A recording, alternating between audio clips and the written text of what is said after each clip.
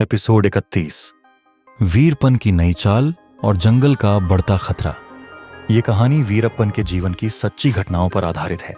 इसे अधिक रोचक बनाने के लिए कुछ हिस्सों में कल्पना का सहारा लिया गया है।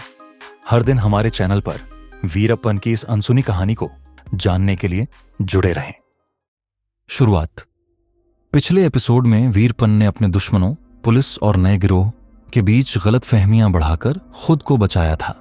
अब वह जानता था कि उसे इस खेल को और बड़े स्तर पर खेलना होगा, लेकिन जंगल में बढ़ते तनाव के बीच खतरा दिन ब दिन गहराता जा रहा था।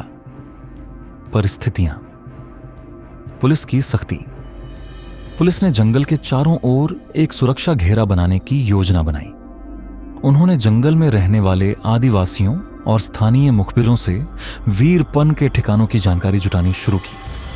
वीरपन की बढ़ती ख्याति को खत्म करने के लिए पुलिस ने मीडिया के जरिए उसे सामाजिक दुश्मन घोषित कर दिया। नए गिरोह की चाल। नए गिरोह के मुखिया ने वीरपन के संदेश का जवाब देते हुए कहा, हम तुमसे मिलने के लिए तैयार हैं, लेकिन हमें भरोसा चाहिए। उन्होंने वीरप्पन को एक गुप्त स्थान पर बुलाया, जहां पर वे उसकी योजनाओं को समझने की कोशिश करेंगे। वीरप्पन की रणनीति। वीरप्पन ने समझ लिया था कि यह मुलाकात जोखिम भरी हो सकती है। उसने अपने भरोसेमंद साथियों को पहले ही तैयार कर दिया था कि अगर कुछ गड़बड़ हो तो वे तुरंत बचाव के लिए आएं। साथ ही वीरप्पन ने पुलिस की गतिविधियों पर नजर रखने के लिए अपने मुखबिरों को और सक्रिय कर दिया। घटनाक्रम। मुलाकात का आयोजन। वीरप्पन और नए गिरोह के मुखिया के बीच जंगल के एक गुप्त स्थान पर बैठक हुई। वीरप्पन ने उन्हें भरोसा दिलाने की कोशिश की कि वह केवल पुलिस से बचने के लिए एकजुट होना चाहता है, लेकिन नए गिरोह ने उसकी बातों पर शक जताया और कहा, हमें यह साबित करने दो कि हम तुम्हारे साथ हैं।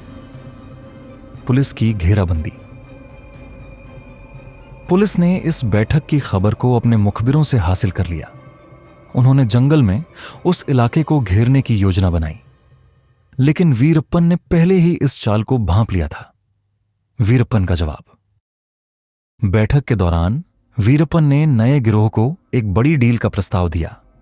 अगर हम एकजुट हो जाएं तो पुलिस को हराना आसान होगा, लेकिन अगर हम आपस में लड़ते रहे तो दोनों खत्म हो जाएंगे। गिरोह के मुखिया ने इस पर विचार किया और कहा, हमें समय चाहिए। दुनिया और राजनीति। वीरप्पन के बारे में खबरें जंगल से बाहर भी फैलने लगीं।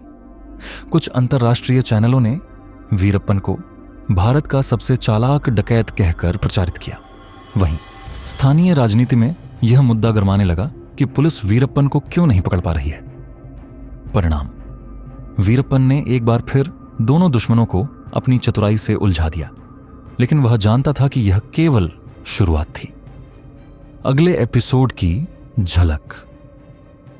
पुलिस अब वीरप्पन को पकड़ने के लिए एक नया हथियार इस्तेमाल करने वाली थी, लेकिन क्या वीरप्पन अपनी चतुराई से इसे भी नाकाम कर पाएगा? जानिए अगले एपिसोड में।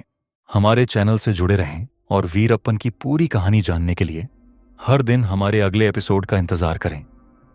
अगर आपको यह एपिसोड पसंद आया हो तो लाइक और सब्सक्राइब करना न भूलें।